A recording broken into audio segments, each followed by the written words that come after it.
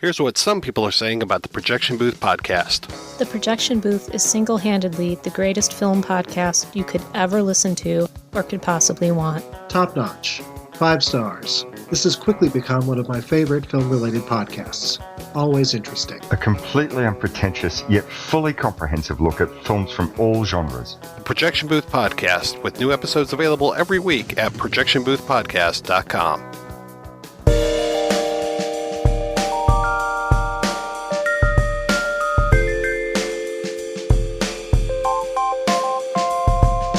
You are listening to the In the Mouth of Dorkness podcast. Here are Brad, Lisa, Brian, and Darren. Welcome to another edition of the ITMOD podcast. With me is Brian Young, the Turtle Dork. Not okay. And also joining us is Lisa Gullickson, wife Dork. So I wake up in my younger body, and then what? And to my right is Brad Gullickson, mouth Dork. You're all just a bunch of hosers, bub. I'm Canadian. I'm a boot to record a podcast. And I'm your host, Darren Smith, the Disco Dork. And that was my quote. And welcome to the ITMOD podcast review cast for Logan. I thought my impression of Hugh Jackman as a Canadian was spot on. Is that what that was? Yes. Oh. My claws, I I popped thought them. it was your McConaughey. Oh, you said a boot. A boot. Like about. Oh, yeah, okay. I thought like you meant an Canadians. actual boot. No. But you said about. A Got boot you. to record a podcast. A boot to record a podcast. Got All you need to do is throw in some high school level French, and we'd be like, here's some free healthcare. No. Give me some of them Tim Hortons, Lisa. Oh, yeah. That's also Canadian way to go. Poutine. I love poutine. What? Brian loves poutine also. Do I? He likes it smothered. Oh, okay. What's the next? Let's move on. Let's talk about Logan. What's that? The movie with Hugh Jackman and as Wolverine, his last ride with Patrick Stewart in his supposedly last ride as Professor Xavier, which I think he'll be back. No, he said that he was done. But then he also kind of said that maybe with this whole Deadpool thing, maybe that's not the case. Yeah, I don't like going off just what actors say and then You everybody just said start. that, yeah, but he said. No, I'm just saying as far as like whether they're coming back. If he says that he's done, he recently just said, I'm done with the role of Professor X. So. And then right after that, he said, well, Did he say it right after Yes, that? he did.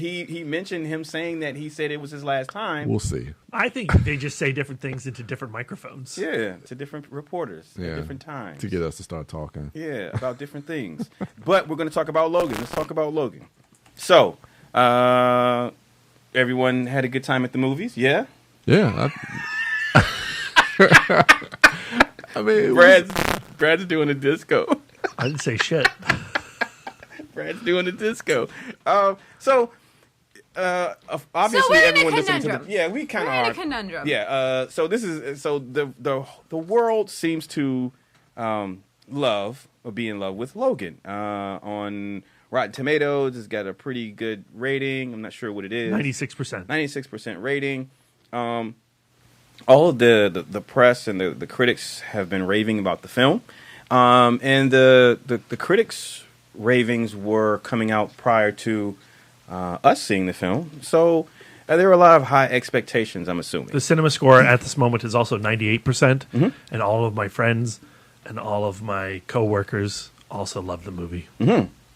So, Lisa, as you mentioned, we are in a conundrum. I think you were going to say because while the rest of the world, correct me if I'm wrong, loves the film, we are just okay with it? We like it. We like We it. like it fine. And we've been in the situation of being the brave people who are on the opposite side of the rest of the world. I'm citing, of course, specifically Batman v Superman because we all loved that movie and everybody else seems so vehemently against it. But I would rather be on that side. I would rather be the person aggressively loving in spite of tides going the other way.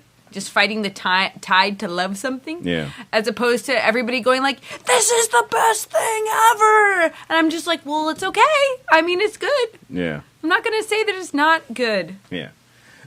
So, Brad, I think of everyone else at the table, I think you are familiar more with the comic book roots of the story of Old Man Logan. There are no comic book roots to this story. Well, no. I didn't say of Logan. I said of Old Man Logan, the actual comic book story. Is this based on that? Apparently not. Nope. Going by the movie. But what I'm saying is, so did you? What I want to ask is, did you take understanding what Hollywood usually does in adapting, whether it be comic books or regular movies or what have you, or regular novels? I'm sorry.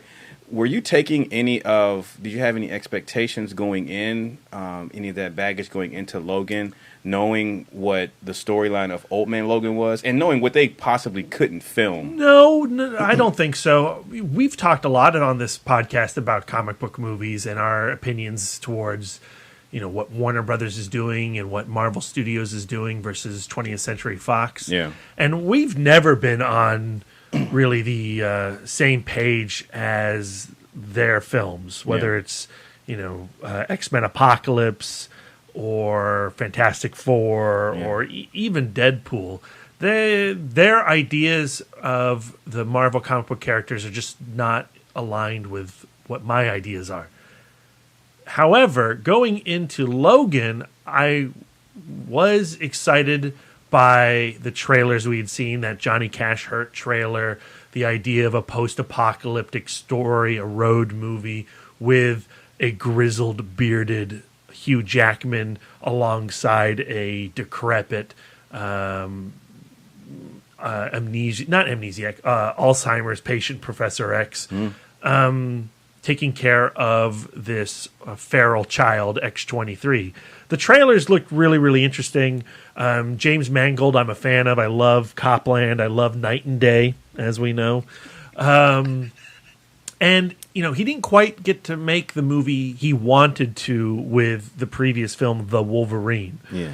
And as this is coming out as the swan, not the swan song, but the final song of Hugh Jackman as the character, after the success of Deadpool, it seems like James Mangold was given free reins to tell the story that he wanted to tell. And for the most part, I really enjoyed the movie. I think this film really plays off of the fact that Hugh Jackman has been interpreting this character for 17 years, since the original Bryan Singer film, and all of Logan's conversations with Patrick Stewart's Professor X, they've both been playing these characters for that amount of time, have a resonance in a way that other superhero films or other films in general just don't have. When you are introduced to a character in 2 hours versus 17 years, you're going to have a different response. And those moments of conversation between those two actors have a lot of weight because of the time they've spent with them. Yeah, definitely. And I found myself choking up several times in the first half of this film. Yeah, definitely. Yeah, I can definitely agree with you on that, because that's one thing I kind of took away from, was really the relationship between Professor X and Logan in the first half of this film, because we have that backstory, because I was thinking to myself, like, either for audience members who never have seen any previous X-Men films, or if we've never had those previous X-Men films, how that relationship, especially when certain things happen towards the second half of this film to certain characters, it does resonate a little bit more. It has a little bit more weight because we have that history of all those previous films and the relationship between Professor X and Logan throughout history, as opposed to just a 2-hour film trying to build that relationship between them. So, yeah, I mean, I completely agree. It's like that was one of definitely the strong points that I took away from the film that I really enjoyed. I wish I was able to, excuse me, I wish I was able to respond in that way that you both did to Logan and Xavier's history. Part of it, why I don't think I could, is because, as you mentioned, Brad, I've never been a fan of the Fox X-Men films, so I never. Grant, I'm aware of their relationship in all of the films, and how long both of those actors have been playing those characters, and to some extent the journey that both of those characters have taken up until this point. But because I was never, I don't want to say engaged with those films, because I never really connected to those characters, because I never invested in Hugh Jackman's portrayal as Wolverine. It was hard for me to have a vested interest in their relationship leading up to this point. So the weight that you felt from their relationship in this film, I didn't feel that. Coupled with the fact that the history of the rest of the X-Men films in Logan is so glossed over and vague, it's hard for me to connect with anything previously given to us in those films. So, and I can, obviously I could say, well, let me just single out what is present in this film that was in that's the connective tissue to the other films. It is really strange how little is said about the past. The film is set in 2029, which is not that far in the future. And so this is not really, Mad Max Fury Road dystopia territory. Yeah. America seems a little shitty, but it seems on track from where it is today. Yeah. And there are mentions of, the Westchester incident, where I guess Professor X probably had some sort of attack and people died. And who those people were, is it the Jean Grey and Scott Summers that we saw at the end of X-Men Days of Future Past? There really doesn't feel like there's any connective tissue to the previous films at all. So you saw it again. Did they mention what that incident was? No, I think that it's only alluded to, but I don't think it really needs to be said.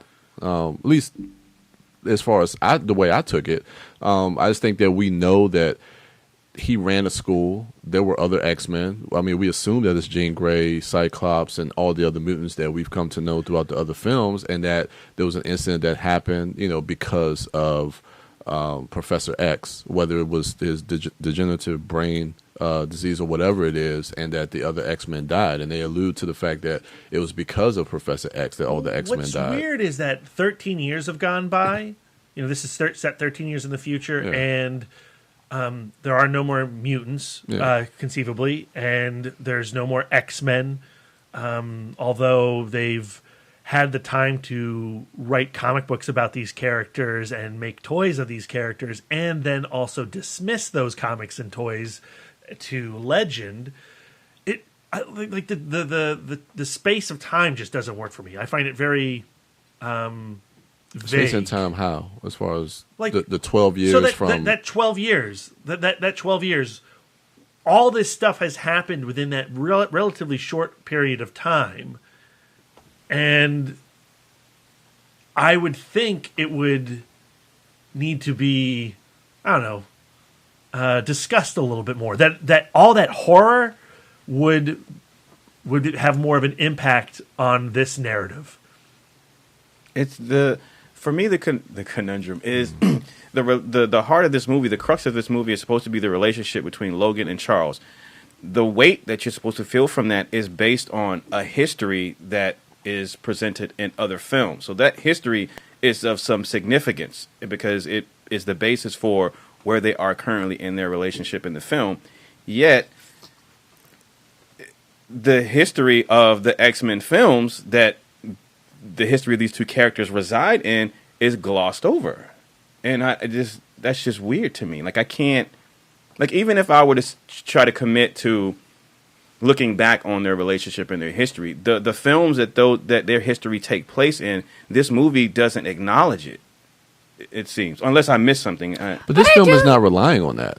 Yeah, but it's relying on the history between these two characters, which resides in the history of those films with other characters. These people and their relationship isn't just based on Logan meeting Xavier. It's based on Logan meeting Rogue, Rogue bringing Logan to Xavier, Logan's relationship and with Xavier wanting to leave, being brought back, and his care for Jean, like they're all interconnected. Yeah, X-Men have always been about, firstly, like Fast and Furious, like a family, like these people, this group, this team. It ain't just really been about. But this is not an X-Men film.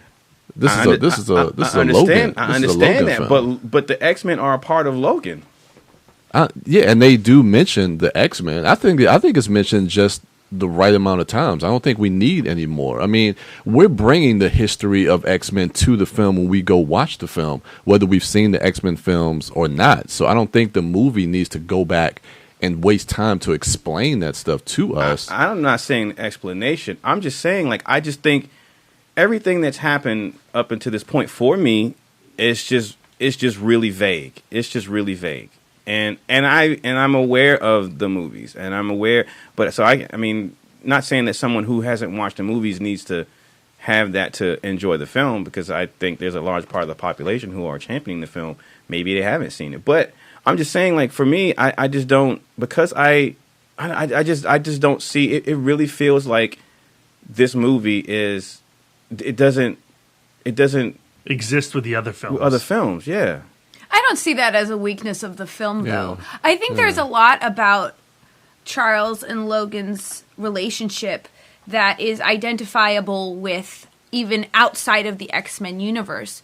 This sense of history in that we know that Logan has a mentor, a confusing mentor, paternal relationship with Charles Xavier, and he is seeing this great man, this mentor, decay and become this shadow of his former self, and he feels the responsibility of having to care for him.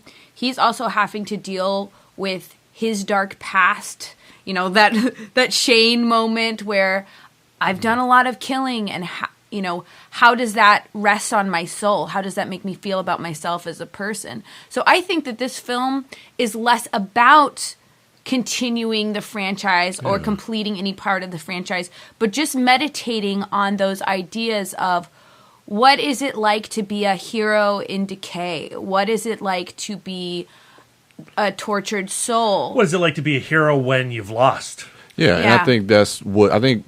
James Mangold made a conscious decision to divorce this film from the rest of the X-Men movies so that they can focus on that. So I don't really, I see what Brad is saying about the existence of the comics, because the comics were not mentioned in the other films. So we're supposed to think either, they were also heroes and comic book heroes at the same time, and just it never came up because they were fucking busy, or, they started writing the comics and then the X-Men got destroyed in it, and then everybody's like, these comics are shit and crumbly now and discolored. And that happened in the span of 12 years. I can see what Brad is saying about that.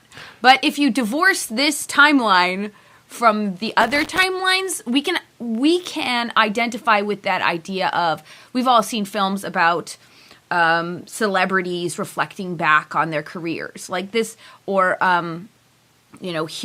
war heroes who are tortured by the truth, and they're tired of being reflected as a hero because they can't see themselves that way. So I think that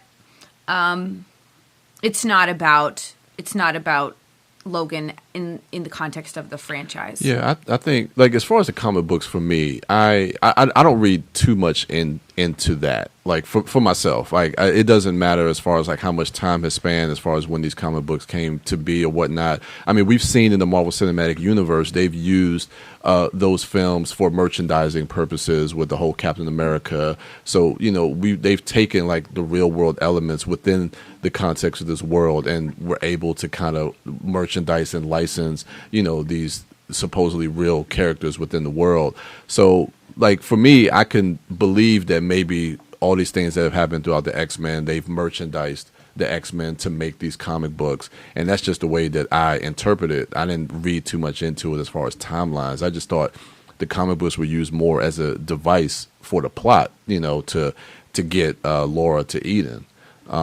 And that's just the way I took it. I didn't read too much more into it as far as the canon of X-Men as far as the films from the beginning. So All right. So speaking of Laura, let's talk about her firstly as an introduction of X-23, the character, into the cinematic universe, the Logan film, but also the young lady who portrays her in her performance of that character. Brett, X-23 in the comic book she's older when she's introduced, right? She's a teenager in the series NYX. And here she's an 11-year-old. Yeah. So the young lady, has she been in anything else? I'm not before? sure. Daphne Keane is her name, and I'm not sure if she's been in anything else. I'm looking her up on IMDb. I really enjoyed her performance. She was really good. What an interesting looking person, Yes. too. Just really striking. Yeah. So what did you think about the X-23 character, Brad? I appreciated their relationship. You know, for me, the film was working best when it was with Patrick Stewart and Hugh Jackman. Mm-hmm. And I like the idea of introducing another student-like character. Because for me, the X-Men as a concept is about, the passing down of ideology. What makes the comic books and the source material so interesting is they're resistance stories, right? They're stories about facing bigotry and how do we respond to that. Charles Xavier is the Martin Luther King Jr. Stand-in, and Magneto is the Malcolm X stand-in. And Wolverine was always this guy who wanted to play both sides. He as he was brought onto the team, he had that rage of Magneto, and he wanted to be on the offense. But through his dealings with Professor X and his fellow teammates, he found middle ground in the story. And so, as Lisa was saying, Logan is this failed student of the X-Men ideology.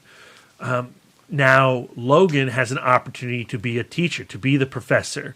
There's a great line in, I think it's X2, it might be The Last Stand, where someone asks Logan, well, what are you the professor of?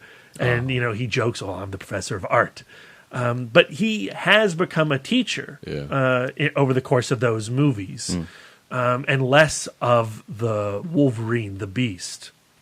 Now, the thing that I find problematic about having a dystopian story within the X-Men universe is that you take that conversation of how do you resist, the path of non-violence or the path of the Molotov cocktail, and you say we've lost. All the mutants are gone. We are barely going to pass into the new century, and the lesson is over because it's over. It's done. And in introducing X-23 and these military-bred mutants, you have an opportunity to start that conversation back up again. But Logan, is not interested in the same. Logan as a film is not interested in the same conversation that I'm interested in having. It's doing Shane. It wants to talk about the effect of violence on a person, and this. It does have the father figure story, but it's not so much from an educational point of view. It's just from a, don't be like me, but you're gonna be like me, and oh well. Mm-hmm. And that's really the ending of this film. It leaves you in like, well, she's going to have to learn the same lessons that Logan did. Okay. Yeah. I also don't understand why mutants stopped happening. That seems kind of anti-X-Men as well, because the whole idea of X-Men is like they're the next wave, and everybody needs to learn to live with them because they are part of the landscape now. Like that. They talk about it briefly in the film. Richard Grant Rice's character, his dad, is responsible for the eradication of the mutant gene. And, again, in that 10 years, I guess the gene was eradicated and we've exterminated everyone, or the majority of the people. And now this character wants to bring them back, but as a controlled soldier. He wants to weaponize them. Yeah, weaponize them, control their rage, and turn it against their enemies. And whoever those enemies are, I don't know. Well, America always has enemies. Yeah, I found that angle, the just another evil corporate military vague evil for no reason thing, kind of yawnful. Well, I think she's really great as X-23, but she has very little to do for the first half other than snarl and be a miniature Wolverine, right?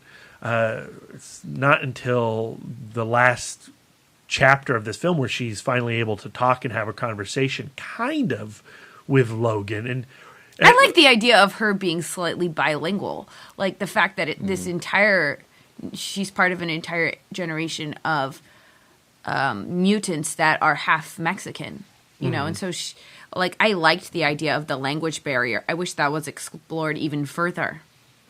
I like seeing her in the first half.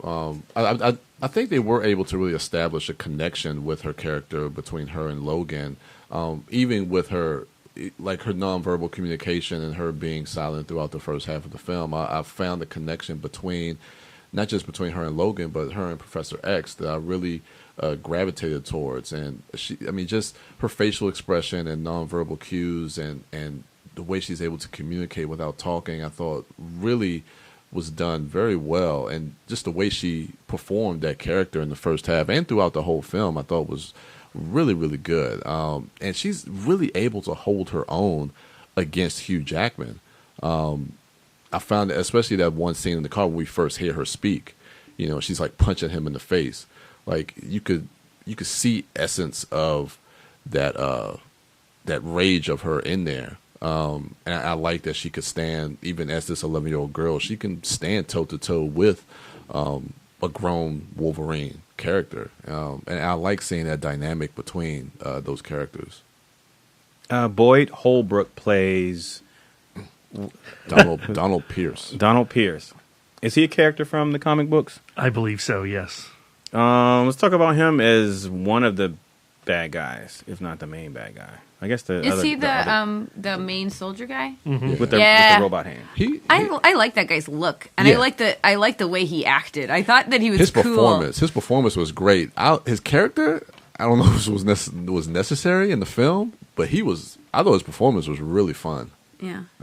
I thought it was as far as his performance is good. I'm a fan of Boyd Holbrook. I'm really looking forward to him in The Predator coming up soon.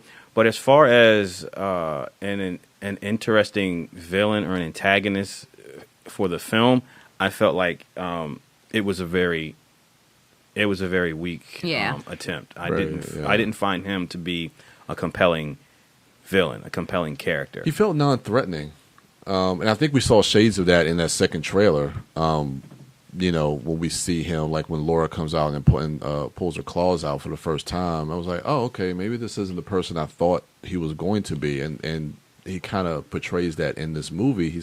It's very non-threatening. I don't feel like they really pose an extreme threat towards Logan or Laura. Well, he's a stepping stone villain, right? He's a mechanical henchman for Richard Grant as the evil scientist. And then the real physical threat is X-24, the beast in the cage. Yeah, which was interesting. I didn't see that one coming. Oh, yeah. Okay, spoilers. So we're going to spoil it. Because Brad tried to keep it a secret. Yeah.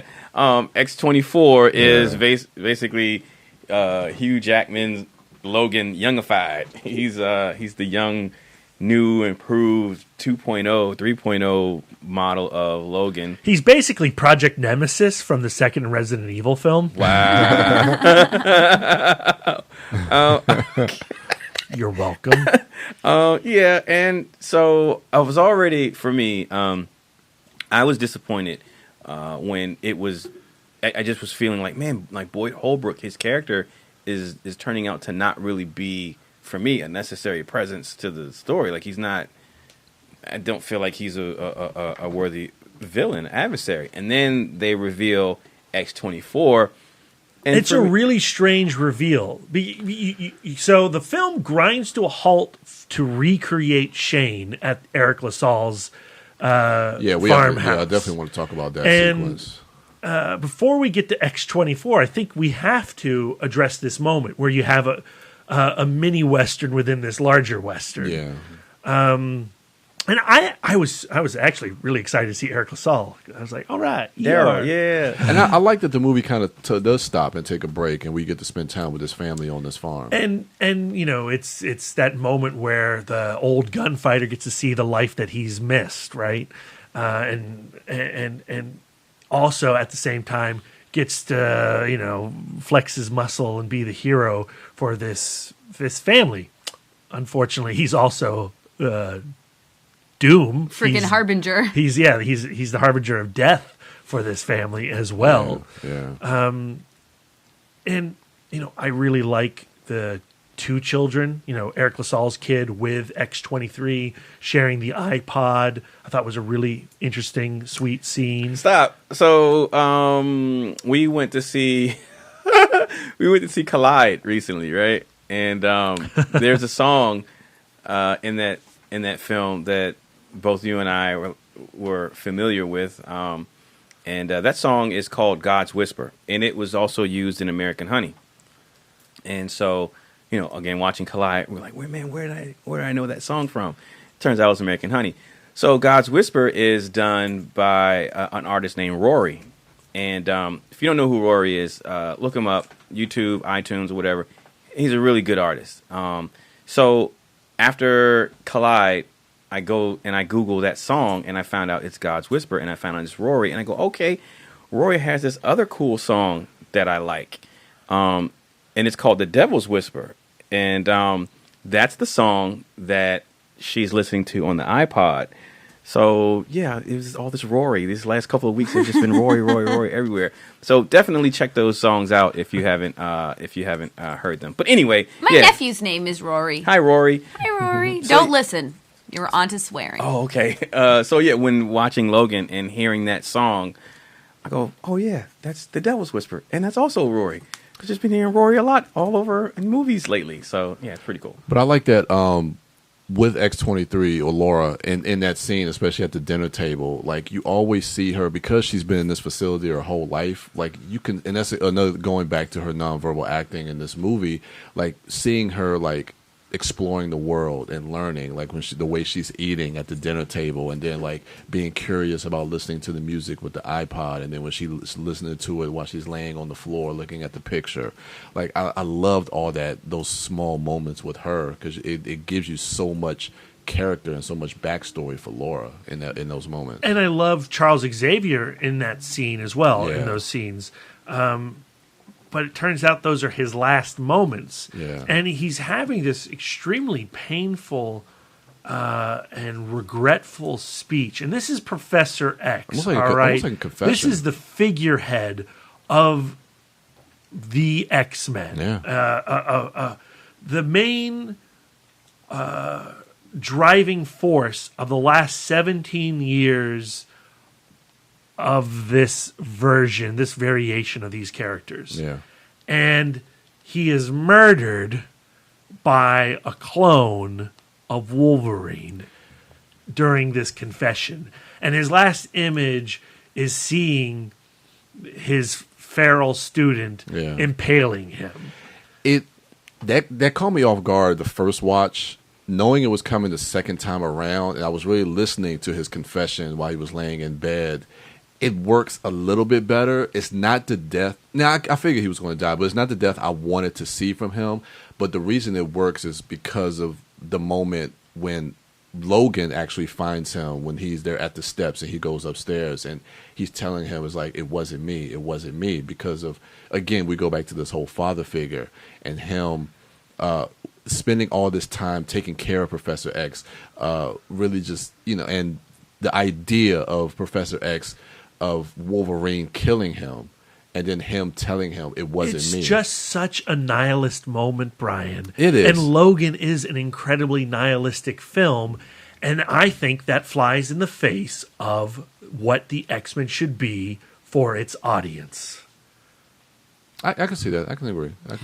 It's kind of hard to have an X-Men movie where everything is just serving one character, because it's not fair to the man and the character that Professor X is, that you sacrifice his entire symbology for the sake of a growth moment for Logan. It seems like a waste.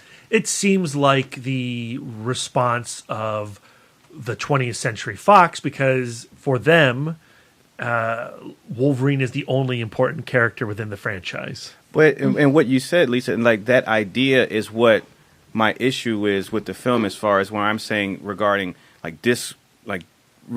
for me, seemingly disregarding all of the other characters or the history for the sake of telling this Logan story. Because that's the weird thing about Logan, is Logan feels like not just an endpoint for Wolverine. Logan feels like an endpoint for this franchise. I know they're going to continue to make X-Men movies, but where do you go with Jean Grey and Nightcrawler after the events of this film? But there's a whole decade of time to fill in the gaps. Yeah, so this is a future movie. Right, but we all know that he's how gonna die. This is all going to fall out for the rest of us. They could just rewrite it. Maybe he was a clone. I mean, that's what 20th Century Fox does. I mean, It just that's what I'm saying. continually rewrites it. Fox is really not concerned with continuity. I know. And we've seen it with Terminator. I mean, this could be multiple timelines. You never know how Deadpool and Cable can factor into this with the whole time travel thing. So, I mean, there's a lot of different things that they can do. So they've never really been concerned with that. I think this is more so just, it does feel like a definitive end, not just for Logan, but for the X-Men franchise. But for the planet Earth that these characters live on. Yeah. But again, this is a Logan story, and I think they just wanted to end his story, but they'll continue. I don't know. Everything with, like, there was just like, I know they will, but that's what I'm saying, is this film is serving as an ending, but it's serving as an ending for other characters that we do not see, and it's going to be immediately dismissed. So why do I give a shit? Right. Yeah, I see your point. You know what's crazy is this film brings in as a plot point an adamantium bullet from Wolverine X-Men Origins. Yeah. All right. So it acknowledges the continuity of one of the worst X-Men films that introduced Deadpool, a very different Deadpool, and we're still going to pretend that there's a new Deadpool who wasn't that Deadpool, but this adamantium bullet connects those two films and connects everything. Well, I mean, it's just so confusing. But Deadpool does the same thing. I mean, except it pokes fun at instead of trying to tie back into. But that's that's the nature of that character, though. Yeah. To do that, but again, like that, the fact that Fox is so loose with it and just so dismissive of it, as a film-going audience, I'm speaking for myself. I'm trained to, because of the nature of how narrative is presented to me and franchises and things like that. I'm trained. It ain't my fault. I mean, I'm just taking what's given to me through my film-going history. I'm trained that, okay, in this prequel movie, this happens. So when we call back to it in episode 4, you know that these events led up to it, and that's why she's saying this and she's doing that. So when Rogue One happens, when it leads into this episode 4 thing, it's because all this stuff happened. And I'm like, oh shit, okay, it all makes sense. It's a connective tissue. I don't want to get to Rian Johnson's Star Wars and then the shit that happened in Rogue One has no weight and no meaning, because while watching Rogue One, it was presented to me like, look, you got to care about these characters and their actions because they mean something. Yet, down the line, did it ever happen? Maybe it did. Well, the adamantium bullet happened, but the rest of the stuff you don't have to worry about. Just go watch the new Deadpool. Like, that shit is just, for me, Darren Smith, to wrap my head around that and that thought process and how I think back on these stories and connect, okay, well, this moment happened. That's why I feel so sad when Logan and Charles have this moment, because way back when they were at this point. So I go through that subconsciously when I'm watching a film and I'm having characters who have a history with a franchise. Like I'm bringing all those other moments and all those other films in with me, as you're supposed to. But with Fox and how they choose to weave this tapestry of X-Men stories, there's just so many there's just so many holes, and they're almost like deliberate holes. It's like they just don't. It's a part. Well, Darren, it's a part of the design. You want it to look like this. If you take a step back, it's an abstract quilt. But it seems like it's for me. It's I just have to, there's a part. I guess I have to separate and say the way that you watch all other films and franchises and continuity. You have to just have a new way of thinking when you watch the X-Men. But honestly, Darren, you're forgetting the connective tissue that does unite all of the X-Men movies, and that they're kind of mediocre films, just in general. Oh, I'm not forgetting. I didn't forget that. So the bar can't be that high for Logan. And that's why I haven't, again, that's why, if you look at my letterbox, I gave it 3 stars. That's why I haven't been shitting on the film, is because, like everyone here says, it was fine. I didn't come out of that movie like, oh man, I want a refund, or that was a waste of 2 hours. There are some very good moments in the film. There was some striking imagery in the film. But as a whole, overall, I don't think that there was anything new done to advance the genre or the narrative in how you tell a story. I mean, it's just okay to me. So I don't think it's a bad film, but I don't think it's a great film. And a lot of that has to do with, and the fact that I wasn't disappointed is because that bar is not set that high for me. Here's what I enjoyed. I'm just going to list off what I enjoyed. Do it. And I'm listing off the top of my dome because I didn't take notes today, so they may not be in any particular order. Okay. But I really enjoyed Patrick Stewart's portrayal of this hero in decline. The idea of what is the worst thing that could happen to the best brain ever created. That dementia. Scene in Vegas where he has an attack, Yeah. and how we've seen that power used in previous X-Men films where he can freeze reality. Yeah. He can freeze everyone around him. We can see that used to tremendous skill and effect. And then now to see that degrade is really heartbreaking. And that's certainly one of my favorite scenes. I found the scenes in the water tank to be profoundly moving. Yeah. Him being angry and lashing out and then acting medicated. like a baby. And then, you going like, how much of this, you're doubting everything he says. You go, is this his illness or is this a reality? And he's having to deal with being constantly doubted after being this oracle. Character-wise, that's just really interesting and fascinating. And Patrick Stewart is at just the top of his skill. He's a profoundly wonderful actor. And the fact that he is in this franchise is just a blessing. It's just a blessing to the franchise. Yeah. Also, I already mentioned I really enjoyed Daphne Keene's performance as Laura. I liked her little snarling, being like this little wild child. And then I thought that her transition from not speaking to speaking was abrupt. I thought it was a little abrupt. But then, I still enjoyed that father-daughter relationship. Even if I think he carried out she's not my daughter. Like, I carried her not at all. I could think he carried that, way too long into the story. Yeah. I really enjoyed Stephen Merchant as Caliban. Really I want to see that guy in more stuff. Like, what an interesting looking guy. He's clearly very sensitive. Another character with a completely senseless death. Yeah. Oh, my gosh. Ridiculously senseless. Yeah. He does the Shea Wingham. Yep. Spoilers for Kong. Yeah. You're welcome. Don't do it. I like how he maybe killed a soldier that we did not know. They could have created just one more character so that when he did that, he could have killed somebody who mattered. Yeah. But there is a fuck ton of senseless death. I think that the death toll of this movie is way out of proportion to the size of this story. Even in terms of I know I'm being just nitpicky now, but even in the terms of just soldiers who work for the evil corporation, I'm sure some of them are just like, this is a job. I don't completely understand what I do, and ow, my eyes and limbs and stuff. What did you think about the R rating? About the all the claw That's what I was pop-up? going to ask. Yeah, the R rating.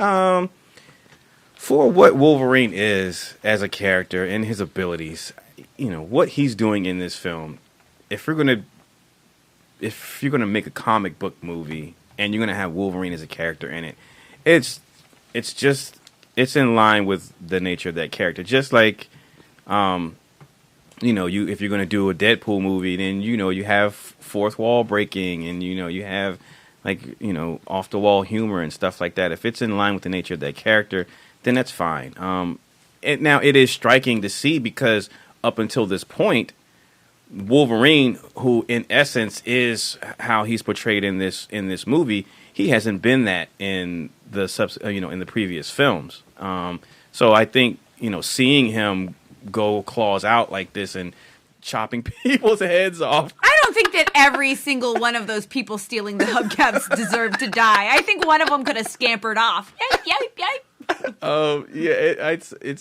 It's pretty jarring. But what about Professor X's profanity? Yeah, has Patrick Stewart ever cursed so fucking much? But he's got the dementia. Yeah, I don't think that I'm gonna have a problem with it. For me, it was amusing. How about the tit flash? That was gratuitous. Titty. Yeah. It felt like in the beginning of the film, they purposely were trying to say this is an R rating film. I mean, you have that opening with the scene with the guy trying to steal the limo, but then even after that, just the language, when he's at the cemetery, or then when Pierce comes into the back of his limo. This felt like second season Game of Thrones. He's saying "fuck" a lot. It's like, wait, okay. Game of Thrones second season was Boss. Yeah, but I'm just saying, incredible, in your face, gratuitous, titties, violence, titties, language. A lot less penis than Game of Thrones season 2. Sadly. But yeah, are you saying that they were, they were maybe they're like, look, we're R-rated now. Yeah, of course they were. And I think that it just, the amount, I do think that the amount of death went too far, and I think that they were really shooting themselves in the foot. Well, there's talking about violence with there killing were so many faceless people. Dude, you just interrupted me. Killing the entire farm family. I thought that was ridiculous. I think that the child could have lived. He can become Batman, you can leave some people in your wake. It's Yeah, that caught me off guard. I thought it was mean. Yeah. I thought it was mean and not fair. Yeah. Well, they're trying to drive home that point that wherever Wolverine goes, everyone he cares about or likes or invites him over to dinner, you're going to die. Yeah, but we know that. And that's the irony of it, because you think about the stuff at the farm, Wolverine didn't want to stay there. It was Professor X who said, let's stay the night. So it was Wolverine who wanted to leave, but still, those people died because he was there. So it's like, who conscience does that fall on? But Professor X died too, so it ain't falling on his conscience. Yeah. So the last talk about the last part of the film, the last act. Yeah. In the woods? Is that what they were in the woods, right? North Dakota. North Dakota. Yeah. Not a lot of woods up there. Firstly, no. Before I talk about that, I want to talk about the ugliest made-for-movie automobile since the SUX 3000 in RoboCop. This damn Chrysler that he was driving, this limousine. Oh my God. It was an ugly ass car. Oh man. And it really looked like it was made for a movie. It didn't even look like a, how some movies they'll get, the automobile company and say, you know what, we got a prototype car, we got a concept car coming out. Maybe we might not use it. Go ahead and put it in your movie. We could use a little bit of advertisement. Yeah, no. Chrysler was like, look, you can use the name, but you have to make your own car. And they made the ugliest limousine. The headlights and then the back.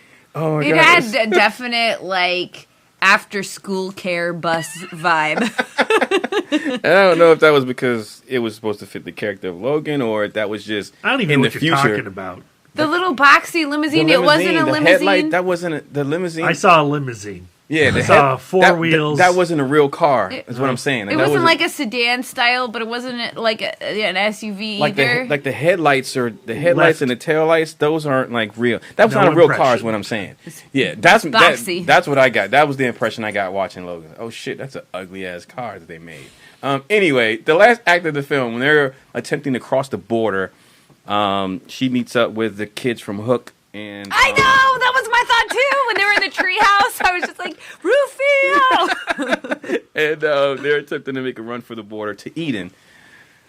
Which was it implied somewhere that was it? They were going to make it, that was actually a real place, or? Well, I think the kids made it a real place because they read about it in a comic book, so that they made that their location to meet No, up. that wasn't Eden, though. That was just the place where they were going to meet That was a rendezvous spot to go to Eden. They were going to take Eden. Eden was on the other side. Eden was in Canada. They had to cross the border. They had to cross the border to get to Eden. Yeah. So Eden is a real place, supposedly? We don't know yet. We don't know. We That's don't the know. point. Eden wasn't that treehouse? That was my next question. No. That's why I was asking. Was it implied that Eden was a real place that they're on their way to as they cross that path into It's the an interesting mountains? plot because that's from Resident Evil Extinction, by the way. Got to get to Alaska. Let's talk about the final act of that film. It's interesting to me because I mentioned this a little bit to you yesterday, where it felt like I liked the fact that this movie kind of took risk as far as tone and the direction they wanted to take, but ultimately it felt like they really couldn't commit to that tone, because ultimately the third act of this film just felt way too X-Men-y, like bringing in these other mutants and having them use their powers, and it took away from the focus of Logan. Man, why have the makers of these X-Men movies never read an X-Men comic to see the evolution of these superhero powers? It always feels like when you see some kid use his plant powers or his cold breath or his rock powers, that it's straight out of the 1964 Stan Lee comic. It doesn't. The powers never feel like they are used in a creative way at all. It's just so utterly basic. Yeah, I noticed that too, especially the guy with the cold breath. I was like, oh, I think another that was a version of girl. Ice. That was a girl. Oh, sorry, another version of Iceman. I was like, it just Well, I mean, that makes sense because they are all bred from the DNA, of of other other- mutants, yeah, right? so I could but see what that. I'm saying is The depiction the of them depiction using- of that The Iceman's powers Yeah. has not evolved at all. Yeah. And that's frustrating. Yeah. When you look at the comic books, what Iceman can do now after 75 years of creative input from other individuals is so much different than just throwing snowballs around. But in the films, they're still just throwing snowballs around. Yeah. Yeah. Well, because I think Fox doesn't, like you say, they don't understand these characters outside of like Deadpool, but that's being That's debatable. I feel like it's the audience that's being underestimated. Yes. They're going like, well, the audience hasn't read the comic books, so we Well, should just I don't throw even up- think there's we a wanna thought appeal. process. We need to appeal to more than just the comic book people. I don't even think that thought doesn't cross their mind. I literally think it's these guys encountering characters who can this guy creates cold things and this guy controls powers, and they have to rediscover the wheel, not knowing that wheel has been turned into a hovercraft on the page. Yeah. So in the last act, Wolverine faces again. He faces X-24 as his final opponent. How come? So that was the next project that came after Little Girl. Like Little Girl, another Hugh Jackman, 23, 24. Well- I can't wait to see what 25 is. Puberty. They were like, having to raise these soldiers is a real pain in the ass. Why don't we just bore them as adults right from the test tube? Yeah. So X-25 is adolescence. And 26. No, X-25 is an old man. Old man. Oh. X-25 is going to be Professor X. Yeah. So I just felt like with them having X-24 as, I guess, the last guy that Logan fights, again, like that last battle, thematically, I can kind of understand and see, okay, well, Logan's last battle is with himself. That's the But, lamest like, that's thing so ever. weak. That's so fucking like, where was Sabretooth? Like, where was a character who in the movies he isn't as prominent in Logan's storyline or life as he is in the comics. So I can understand it, but still, like a villain that's memorable. Like, well, why didn't they just build the Reavers up in a more satisfying way? Yeah, they were just robotic SWAT team dudes, maybe. Not even robotic. You know, they just had like a just one arm, prosthetic one arm. legs, Yeah. and arms. Yeah. And So whatever. They really didn't do anything with those arms either. I mean, they could lift things and pull triggers.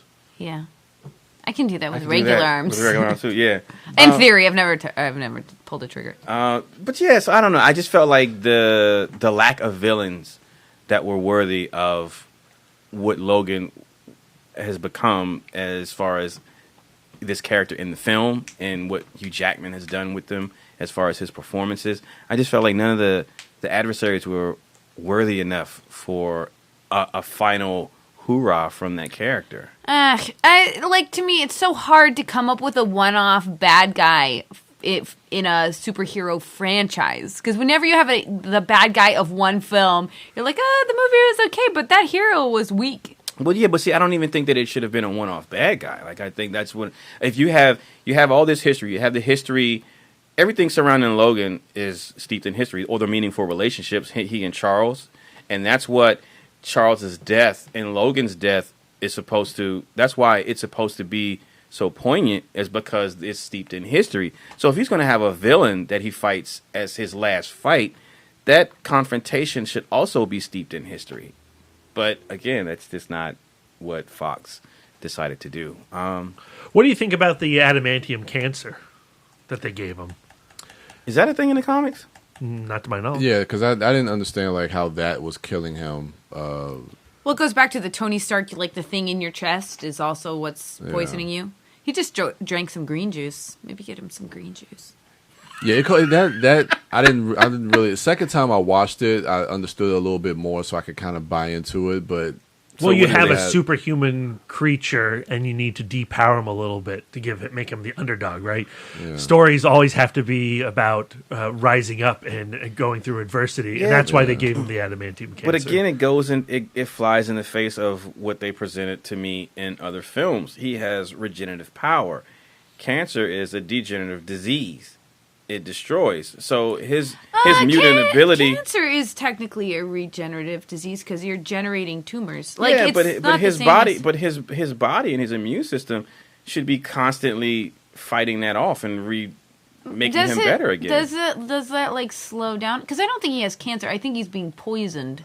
Yeah, it's the adamantium that's poisoning him. He doesn't have cancer. Either way, I mean, I don't care about the science of it. I'm not here to argue the science. I'm just saying, like, what did you think about him, hobbling around, coughing all the time?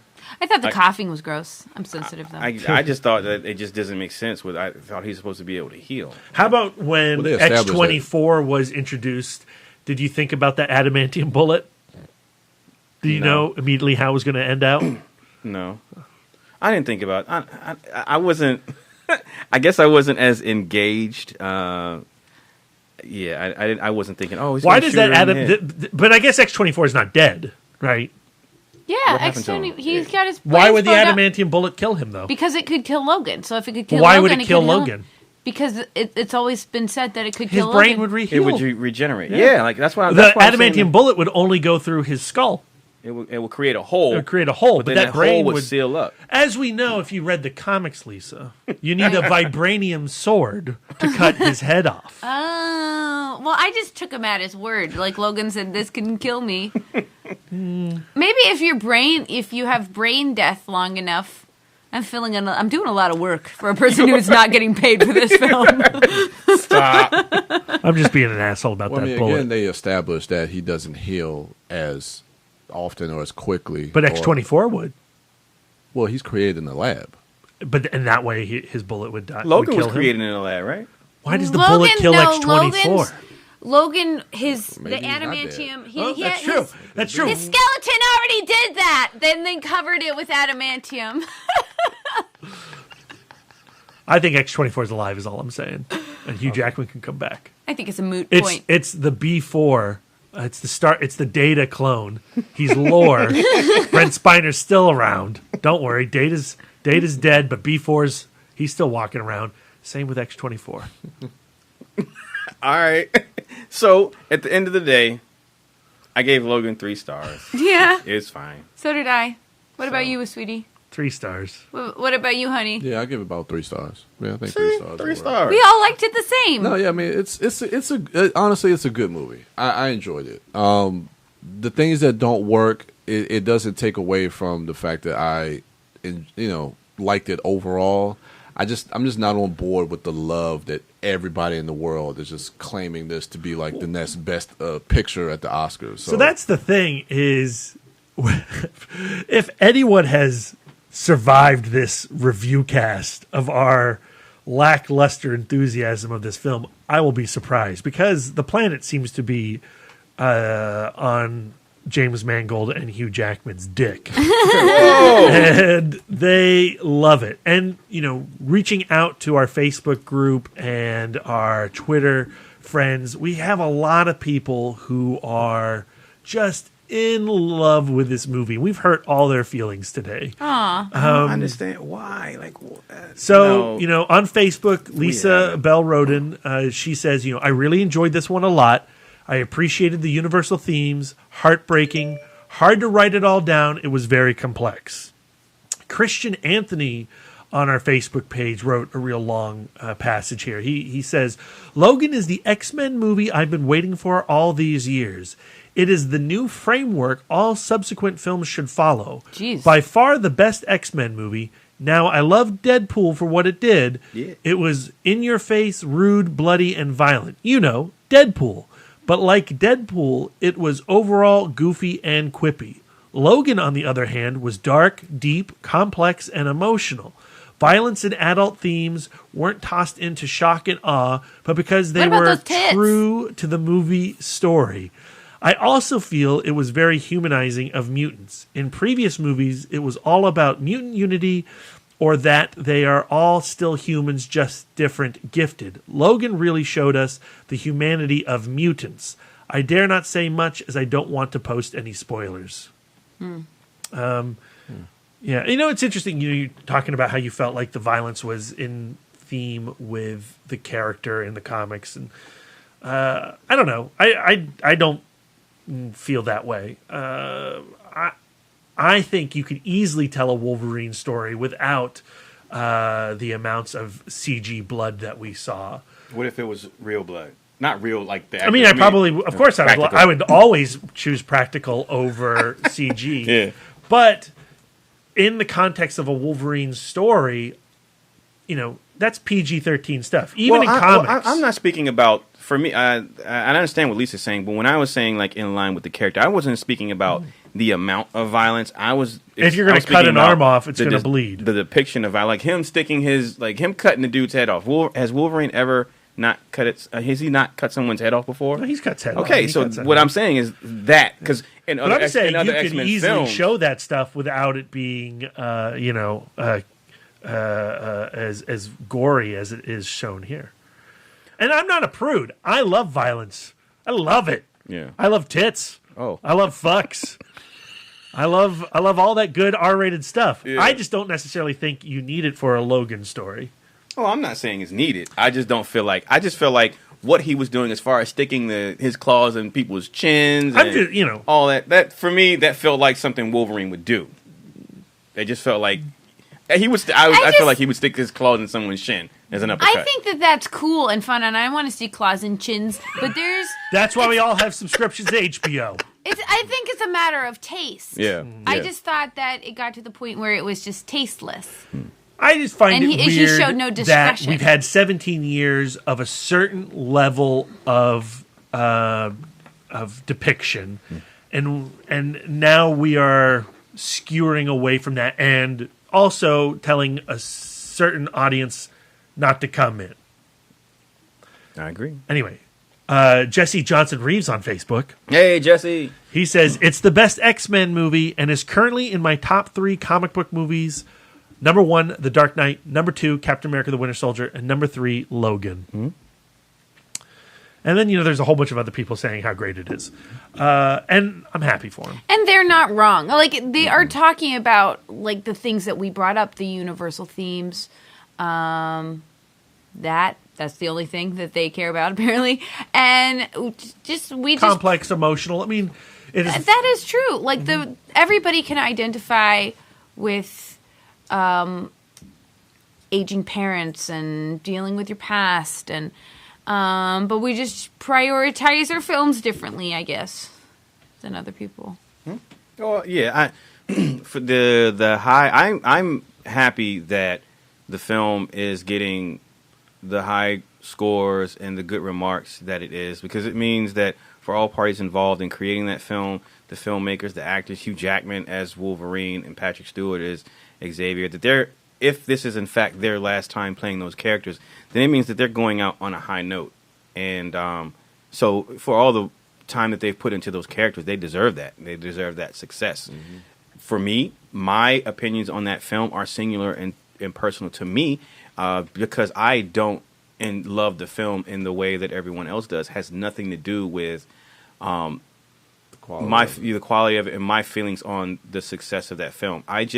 What I look for, excuse me, in a comic book film and a comic book movie is something different than what was presented in Logan. It has nothing to do with what I would do or what they should have done. It basically comes down to what they did and how I received it, and that's it at the end of the day. Because at the end of the day, a month from now, a year from now, 2 years from now, my thoughts on this film aren't going to matter to anyone else, to not even myself, because I'm not even going to. I mean, there's other more important things. But if you love the film, I'm happy for you, because that means you went to the movies and you're potentially going to go back to see it again, and you have a good time in the theater. And at the end of the day, as a fellow film geek and as a fellow cinephile, that's all I care about, is that someone's in a movie theater and they're having a good time. So, Scraggly gray Hugh Jackman kind of looks like Mel Gibson to me. Like a little bit. Did you ever get that vibe? The Gibson vibe? A little bit. Yeah, a little bit. Yeah, I did. No. Oh. Yeah. All right. So who do you recast as Wolverine? Do you know who I'm going to say? Tom Hardy first. Oh my God. And then, if not, then a relative, another unknown, just like Hugh Jackman, except I want him to be 5'3", because for me, the essence. Not the. Are essence. you volunteering? Are you volunteering, Derek? I'm 3 inches too tall. If I can bend down. But what I like about Wolverine, me personally, if I'm casting and if I'm taking my my consideration into the character and as far as casting, is like I love the fact that he's 5'3", but yet he's still confident. Like everyone he faces is bigger than him, and his size doesn't matter to him. It's about his confidence in himself and his ability and his skill, and his size also doesn't matter when it comes to the rest of the X-Men and his team. He is the Tom Cruise of the X-Men. Yeah, so which is why Tom Cruise. Is that what you're saying? You want Tom Cruise to be Wolverine? Yeah, let's do it. All right. We need some of that night and day quality. No. This Wolverine doesn't run a lot, man. He doesn't run a lot, so you can't have Tom Cruise. He'd be running away from everything. But Wolverine is like compact. He's supposed to be like a power. Like short even and stocky. Hugh Jackman was never like he should be burly, like a little tiny burly Canadian. Yes. Do you hear that? Listen to Lisa. She's right, and that's one of the main reasons why I was never able to get on board with Hugh Jackman. But what you're saying when you say that, Darren, is you were never going to like Logan, no matter what movie they presented you. No, that's not necessarily true, because again, there are moments in the film as it is now that I enjoyed and I appreciate. That's why I got 3 stars. If there wasn't anything in that film that I enjoyed or I liked, then I wouldn't give the film 3 stars. But there were sequences in it that I appreciate. There were moments between he and Charles that I appreciate. But when I'm watching those moments, I'm not that Hugh Jackman isn't. I'm not even thinking like that's the Wolverine that's on that comic book page that he's holding, showing that little girl. For me, there's a clear distinction between the two. I can't even put him in my mind as Wolverine the character. He's a guy who's going through some shit and having a rough go at it, and he's gonna try to get this girl across the border or whatever. Like, that's, to me, that's the long and short of it. And I can enjoy it in that way if it was done, you know, if it was done differently. But as it is now, it's only okay to me. I mean, I don't think that the next Wolverine, whoever they cast, I don't think they're going to get a 5'3" actor. I don't think they're going to get somebody who's really short and stocky. If they do, then yay, I win. But if not, that's fine. As long as the stories that they tell with him are good, as long as, you know, the script, and as long as the way that character looks is in tone and in line with the comic book version of it, then I can learn to love it. You know, again, Mad Max Fury Road, that was not Mel Gibson casting that role. Now that's my Max. Henry Cavill is not Christopher Reeves, but now that's my Superman. I can get on board with a Wolverine that's not straight leaping off the page, as long as the story that he's surrounded by and they tell with him is good. The views of the Disco Dork do not necessarily reflect the views of the ITMODcast podcast. You gotta say it fast. I'm gonna speed that up in post. All right, Brian, any final thoughts? I really enjoyed the film. I just what Hugh Jackman has given us the last 17 years. He's shown that he really does love this character, cares about this character, and I like the fact of I like that he was able to go out, like you say, on a high note and really go out the way that he wanted to. Him and James Mangold came up with this story, and really bringing his run as Wolverine to a close. And I think, myself included, and most fans, whether we liked him as Wolverine or not, are definitely gracious for what he's given to us in the last 9 films as Wolverine. And I just, you know, as a fan to him, if this is his last go, I just want to say thank you. So those are my final thoughts on Logan. Please. I enjoyed the movie. I like seeing good movies. I like Hugh Jackman as Wolverine. I think just mentally, I've only read a very limited number of X-Men comics, but I do separate them completely from the films. So I don't mind that he's not exactly the right dimensions. I enjoy him as an actor and as a handsome gentleman, and more power to him. And I enjoyed Patrick Stewart always. I always loved seeing him on screen. I thought he brought a lot of humanity and heart to this stage of Francis Xavier? I'm just make Charles Xavier. Who's Francis Xavier? Is that his middle name? I don't know. I think he's Pope now. I've poped him. Changed his name to Francis. I think that he brought a lot of heart to the end of his life, and even if he didn't die necessarily in the way that he lived, in greatness and whatever, I still enjoyed his performance. I enjoyed Stephen Merchant's performance. I want to see him in more things. And, and the movie was fine. And I'm sorry I didn't love it as much as you. Don't be sorry. You know what? Don't be sorry. Don't be sorry. Seriously. Being sorry for you being different or having a different opinion is not... That's not the way to go about That's like my mutant superpower. No, is like no, just being no. okay with Logan. That's a really lame mutant superpower. No, being sorry because your views are different from everyone else's. It's not. No, that's not how we have a good. I just don't want to get into Hater Town. That's if that happens, you'll bring me back and go, Lisa, you've gone too far. But La La Land was fine. But here's the thing: it's okay. We've gotten to this point where we think if we say, and I don't mean to conclude you in the we, I mean the editorial we. I'm just saying, like, it's gotten to the point where if we have a different or a critique of a film or whatever, it's viewed as negativity. Shut up, Darren. Now, if you're spewing hate and fuck that movie, and then I feel like that is a fine line, and we all need to be hyper aware of where that line is. But it's okay to. But it's okay to have. But if you're watching, especially if we're reviewing movies and comics or whatever, and specifically speaking about movies, it's okay. Like if we watch a movie and there's something in that movie that we don't like, it's okay to point that out, and it's okay to point out why we don't like it. Now, if we just say, I hate that movie, and then that's it, move on, next topic, or I hate that actor, and move on, next topic, then you're not bringing any intelligent conversation. Okay, I won't apologize for in my opinion, but I'll apologize. I feel bad for you if your feelings feel bad. If we hurt your fifis, I'm sorry. It's always a bummer when you go into a movie really looking forward to something and you come out disappointed. Mm-hmm. And sometimes when you come out and the film is a 3-star and you were looking for a 5-star movie, that's a more crushing blow than walking out of the Bye Bye Man. Whoa. And I don't disagree with that. But what I do, I'm just saying, like, I don't want Lisa to feel sorry, Brian or Brad, not that you would.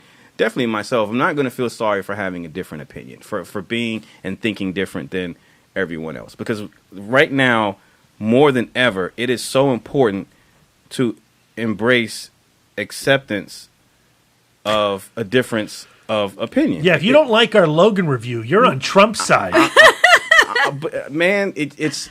I just don't want to be a dick. But I'm saying, you can joke about it, but that's at the heart of what's going on right now. But does that mean that I can no longer point at other people who do not have the same opinion as me, and I can't call them dicks? You can't do that, Lisa. You can't. Damn it, Darren. At least not out loud. In your mind, podcast. In your mind all day long. Well, all right, if you do it on the podcast, but I'm gonna edit it out. Okay. But if you just want to get it out of your system, you can do it. Oh my God, thought police over here. But I'm just saying, like, not being accepting of someone else's difference is what's wrong with this country right now. And have your opinion and let it be different. It's up to the world to accept it or not. And it's up to the world to look at themselves and see, are they right or wrong for not accepting someone who's different? That's where we are right now. And as far as this podcast, I want this podcast to be a place where we are accepting of different opinions, but we also aren't afraid to speak out, because we have to speak out and voice that we are different. Yes. Because that's the only way to show that we are accepting of these differences. So don't apologize, Lisa. Your opinion is awesome. Thank you. Just like my opinion is awesome. Yeah, it's great that we agree. Oh, yeah. That's really feels really great. Yeah. Brad, your final thoughts? Can't wait for Guardians of the Galaxy Volume 2. Oh, my God. I'm so excited. How many more months? Like 2? 2? That's it? It's going to come by so fast. All right. Thank you all for listening. Follow the podcast on Twitter, Instagram, and Facebook at ITMODcast. Follow the Turtle Dork at the Turtle Dork on Twitter, at the Turtle Dork 1 on Instagram, and the Turtle Dork on Letterboxd. Are you doing Letterboxd? Yeah. You lying motherfucker. At Sidewalk Siren on Twitter, Instagram, and Letterboxd. Brad Gullickson's at Mouth Dork on Twitter, Instagram, Facebook, Letterboxd, and Untapped. Mm-hmm. And I'm Darren Smith, the Disco Dork on Twitter, Instagram, Facebook, and Letterboxd. Hit us up on social media so we can continue the conversation respectfully, if you would like. And thank you all for listening. What do we got coming up this week? Wednesday, we have our next ITMOD homework, Babette's Feast. We are in round 2 of the Disco Dorks assignments. And then on Thursday, we will be dropping the next ITMOD Chatcast with director Maddie Doe. Sorry. We spoke to her while she was in Laos. And we talked about her film, Dearest Sister. It's a really great conversation. Yep. And then Friday, it's a Fistful of Kings. In honor of? Kong Skull Island. Yep. So, yeah. So that's going to do it for us. Be on the lookout for those episodes. Enjoy the rest of your week. Thank you all for listening. And until next time.